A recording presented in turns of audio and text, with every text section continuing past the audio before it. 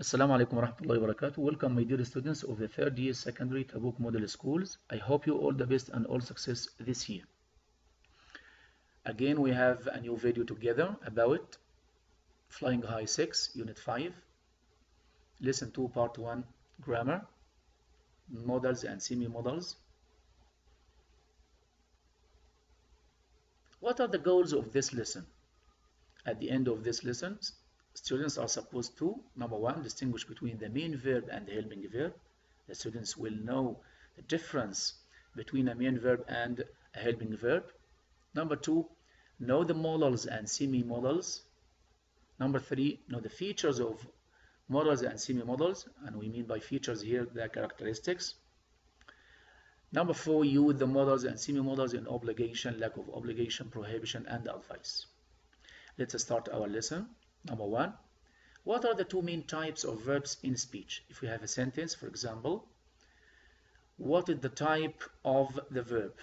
In fact, the verb must be one of these two types. Number one, a main verb. Number two, a helping verb. What is the difference? Look at these examples. Number one, he drives a car. Number two, it is a car. Number three, he can speak English. Number one, he drives a car. The underlined verb here is drives. Drives here, we call it a main verb. Drives is a main verb. Why? Because if we take it out, we do not have a complete meaning. He, a car, this sentence, this is not a sentence. So we cannot take out the main verb. Number two, it is a car. Again, we have here is. And is here is a main verb. If we take it out, the sentence will look like this. It, a car. No meaning, so we cannot dispense with is, the main verb. But look at the third statement. He can speak English. We have two verbs here, can and speak. Can, we call it helping verb, simply because we can take it out and still we have a complete meaning. He speak English, but we have a grammatical mistake here. So, can is a helping verb, and we mean here by helping verb a verb that has a grammatical function. Sometimes refers to a tense, sometimes refers to some form of grammar like active and passive, for example. So we can take it out. But the second verb, speak, is a main verb. Why? As we said in the first and second sentences, we cannot dispense with it. It is the main verb in the sentence. If we take it out, we cannot understand the sentence. Number two, one of the helping verbs groups is modals or defective verbs. There are 10, present and past. Number one, will, would, shall, should, can, could, may, might, must, ought to. We have another group of modals, and some books call them or refer to them as semi-modals. There are 5. Number 11, needn't. 12, had better. 13, have to. 14, has to. 15, had to. Number 3, what are some features or characteristics of modals and semi-modals? Number 1, they have present and past forms only, no past participle.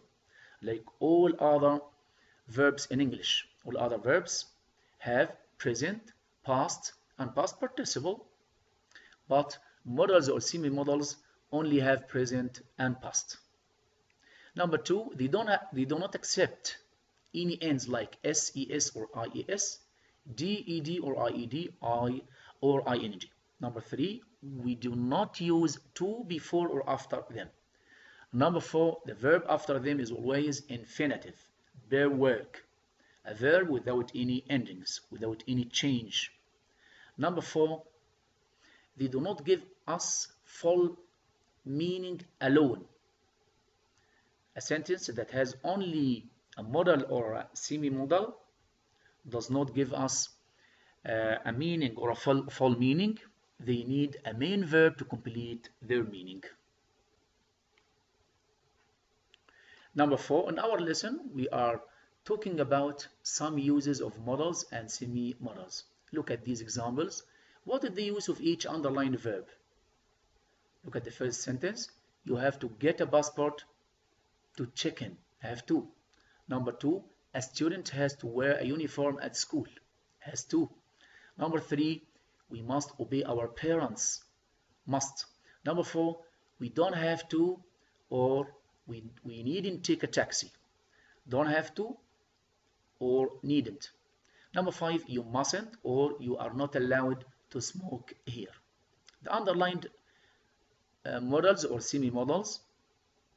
What is the use of each underlined modal or semi-modal? Okay. Sentences number 1, 2, and 3 refer to necessity or obligation. Has to, have to, and must refer to what we call necessity or obligation. What do we mean by necessity or obligation? We mean that there is only one choice in front of you. There is only one choice we can do, no other choice. For example, look at the first one. You have to get a passport to check in. You cannot get a bus, you cannot check in unless you have a passport. So here it's a necessity, no other choice. Sentence number 4 refers to lack of necessity or obligation. And what do you mean by lack of necessity or lack of obligation? It's the negative of necessity. Again, here we have a choice.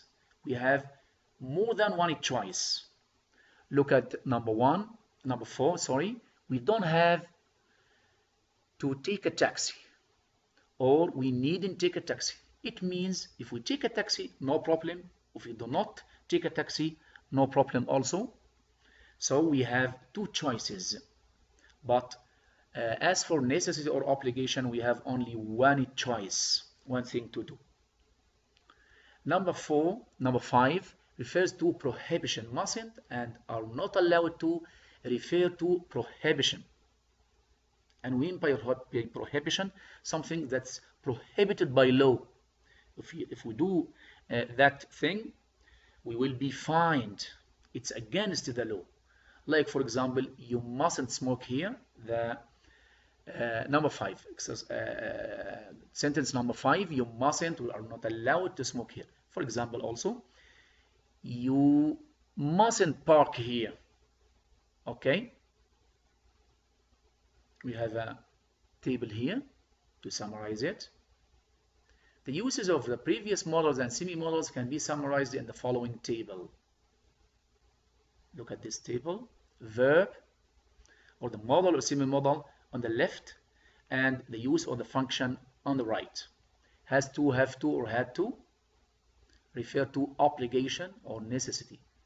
By authority. And we mean by authority here that it's outside necessity, outside obligation, something imposed on us.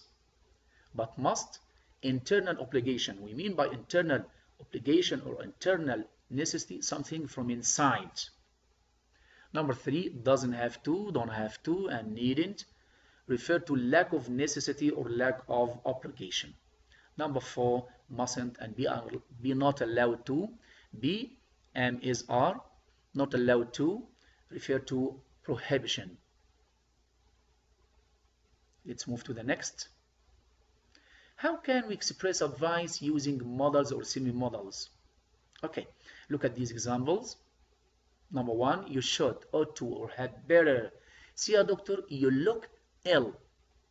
Number 2, you shouldn't study too late at night. Here we have 4 underlined modals or semi-modals: should, ought to, had better, and shouldn't. The question now is, what do the underlined modal verbs refer to? What is the function of these 5 modals or semi-modals? Should, shouldn't, ought to, or had better refer to advice or what we call recommendations. Give or ask for. Give advice or ask for advice. Give a recommendation or ask for a recommendation. Notes.